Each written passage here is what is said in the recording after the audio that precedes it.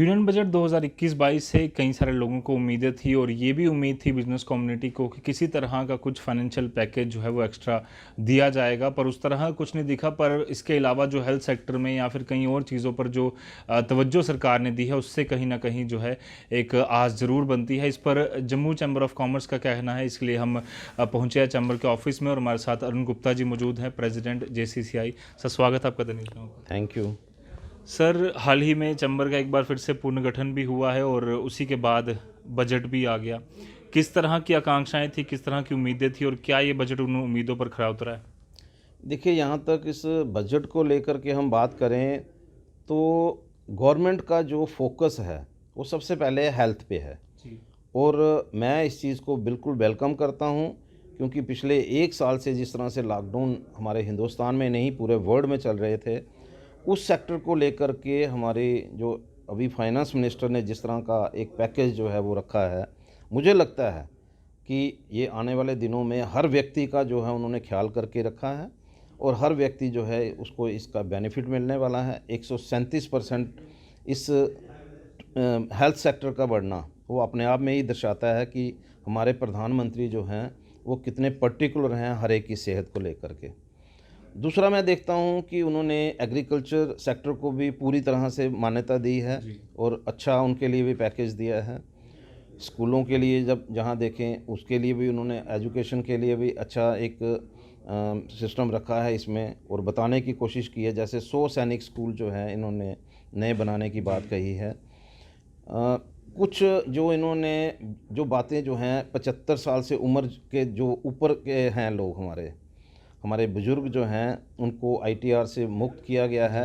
ये एक बड़ा वेलकम स्टेप है। लेकिन जिस तरह से आम व्यक्ति जो है, जो मिडिल क्लास लोग हैं, वो सोचते थे कि हमें कोई पैकेज मिलेगा जी। या मतलब उनको भी कोई रिलीफ मिलेगा इस बजट में, जी। तो वो कहीं ना कहीं मिसिंग है। इसके लिए हम लोग फिर से ये फाइनेंस मिनिस्टर से रिक्वेस्ट करेंगे इसको रीथिंक करें। इसके अलावा मैं ये देख रहा हूँ कि जम्मू को बिल्कुल निगलेक्ट किया गया है। सिर्फ एक गैस पाइपलाइन की बात जो है, जो 100 सिटीज़ में इन्होंने जी। गैस पाइपलाइन जो है उसको डेवलप करना है, उसमें उन्होंने जम्मू का ज़रूर जिक्र किया है। जब ये एक वेलकम स्टेप है, लेकिन उसके अलावा हम लोग जो सोचते हैं, जी। क्योंकि देखिए पिछले 2 साल में जम्मू के लोगों ने बहुत सफ़र किया है। वैसे तो सफ़र करते हुए मतलब वैसे तो देखा जाए तो 30 साल का इतिहास है जम्मू का, जी। कि जम्मू को लोग हर सेक्टर में सफ़र करते हैं। यहाँ पर कोई नई ड्रीम प्रोजेक्ट नहीं आ रहे, यहाँ पर टूरिज़्म को लेकर के कोई बढ़ावा नहीं मिलता। एक पिलग्रिम टूरिस्ट है, माँ वैष्णो देवी की बदौलत यहाँ पर लोग आते हैं, बिल्कुल। लेकिन इस तरह का कोई प्रोजेक्ट यहाँ पर नहीं बन रहा कि लोग यहाँ पर आएँ, यहाँ पर रुकें। अब ट्रेन चले गई कलकत्ता अपना कटरा, जी। अब लोग वहाँ से ही वापस चले जाते हैं अपनी डेस्टिनेशन को लेकर के। तो हमें जो उम्मीद थी कि जम्मू के लिए कोई ऐसा एक प्रोजेक्ट जो है, चाहे वो टूरिज़्म को लेकर के, चाहे वो PSU को लेकर जी। के, क्योंकि हमारी पिछले 10 साल से ना बड़ी डिमांड है जी। कि यहाँ रेल कोच फैक्ट्री जो है बननी चाहिए, जिससे एक तो एम्प्लॉयमेंट जनरेट होती है और छोटी छोटी जो इंडस्ट्रीज जो बंद पड़ी हुई हैं जी। उनको भी कोई ना कोई काम मिलता है, तो वो भी मिसिंग है। और हम जो सोचते थे कि कुछ ऐसे एरिया हैं जिनको ड्रीम प्रोजेक्ट टूरिज़्म को लेकर के उनको डेवलप करने की ज़रूरत है, जी। लेकिन उनके लिए इस बजट में कोई बात नहीं रखी गई कि जम्मू कश्मीर को अलग से वो क्या चीज़ दे रहे जी। हैं। उसकी बात जम्मू में जहाँ पर नहीं रखी गई है। हम जो आने वाले दिनों में जो हमारा UT का जो बजट आएगा, जी। उसमें हम LG साहब से ज़रूर उम्मीद करेंगे कि कुछ एरिया को डेवलप करने के जी। लिए जितना यहाँ पर इंफ्रास्ट्रक्चर की ज़रूरत है, पैसे की ज़रूरत है, उसके बारे में वो ज़रूर चिंता करें। और जो यहाँ पर जैसे सुचेतगढ़ है, बाघा बॉर्डर जो है उससे पाकिस्तान बॉर्डर बहुत आगे है, जी। लेकिन सुचेतगढ़ देखेंगे तो बिल्कुल सामने पाकिस्तान दिखाई देता है। तो मुझे लगता है कि इसके लिए हमारे जो UT गवर्नर लेफ्टिनेंट गवर्नर साहब हैं वो ज़रूर इस पे अपनी बात रखेंगे, रोशनी डालेंगे। और कुछ एरियाज़ जैसे हमारे लोग जो हैं वो हिल स्टेशन में जाने के लिए यहाँ जी। से निकलते हैं, तो क्यों नहीं बनी बसोली, ये सरथल वगैरह, ये हमारे हिल स्टेशन है, जी। तो वहाँ पर क्यों नहीं ऐसा इंफ्रास्ट्रक्चर तैयार किया जाता जिसकी वजह से लोग वहाँ पर जाएं, बिल्कुल। बजाय इसके कि नेबरिंग स्टेट में जाएं। जी। तो यहाँ पर ऐसा एक डेवलपमेंट की ज़रूरत है।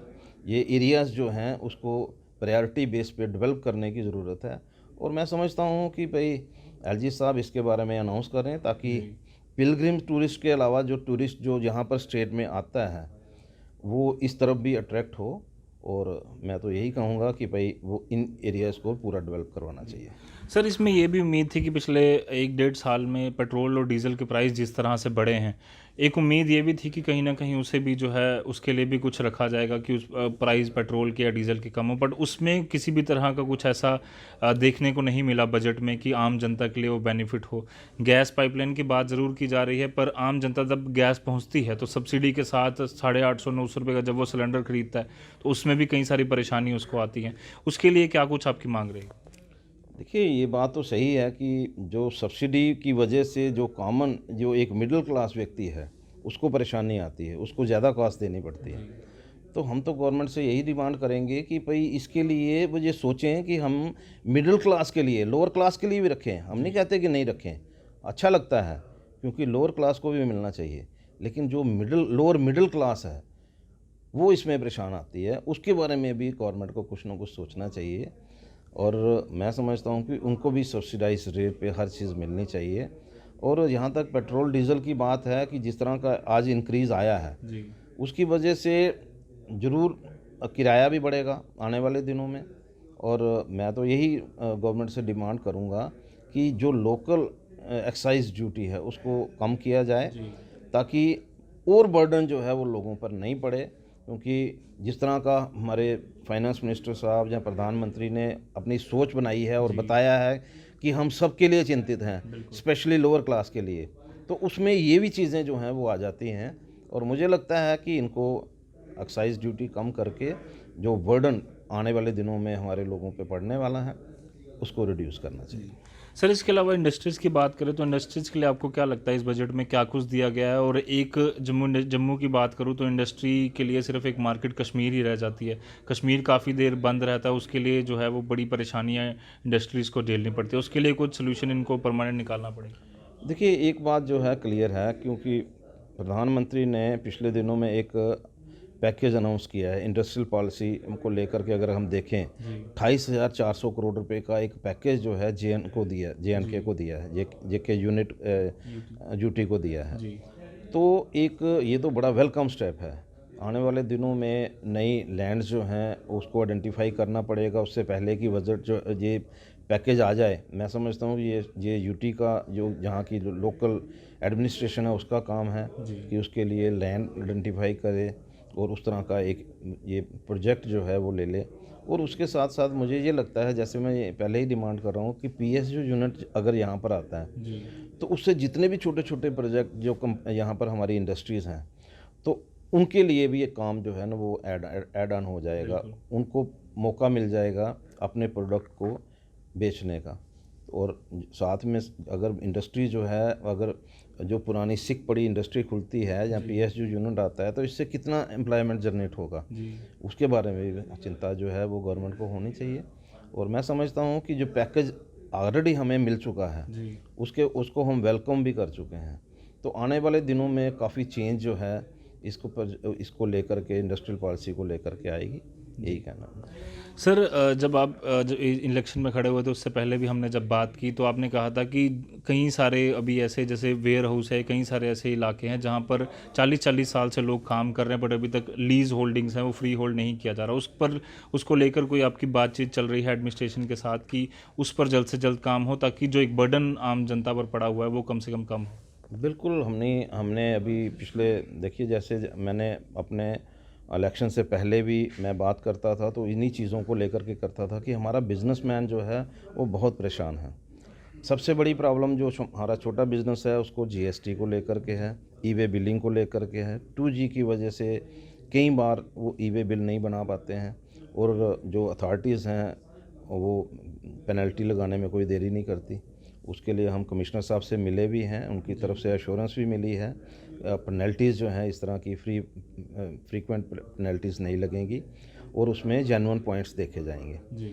इसके अलावा वेयर हाउस की बात आए तो हम लोग अभी अपने commissioner secretary housing and urban development से मिले थे। कुछ इश्यूज़ हैं, कुछ प्लाज़ा का इशू है, हमारे रेलवे मार्केट का इशू है, वेयर हाउस का इशू है।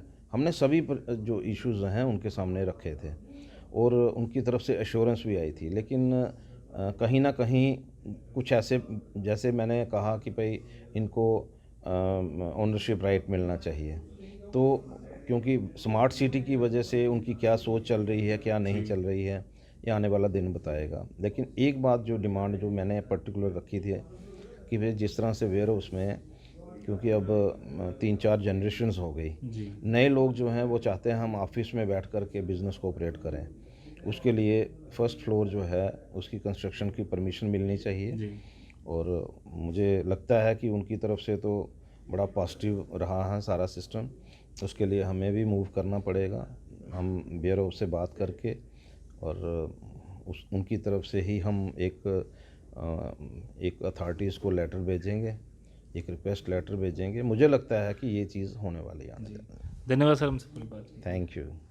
तो ये थे Arun Gupta ji, chamber of commerce and industries Jammu के प्रेसिडेंट। और साफ तौर पर उनका कहना है कि बजट कहीं ना कहीं जहां कई सारी चीज़ों को एड्रेस भी किया गया है, हेल्थ, एजुकेशन या फार्म बिल्स को लेकर जो बातें आ रही थी उस पर एड्रेस किया गया है, बट साथ ही साथ जम्मू को कुछ खास उसमें राहत नहीं मिली। अब यूटी एडमिनिस्ट्रेशन से काफ़ी उम्मीदें हैं कि जो रिप्रेजेंटेशन है जम्मू के लोगों की वो प्रॉपरली वहाँ पर की जाए और जो जम्मू की डिमांड है, चाहे वो टूरिज़्म को लेकर या इंफ्रास्ट्रक्चर डेवलपमेंट को लेकर, उस पर ज़्यादा फोकस किया जाए। कैमरा पर्सन कमल सिंह के साथ Ajat Vora, the news now, Jammu.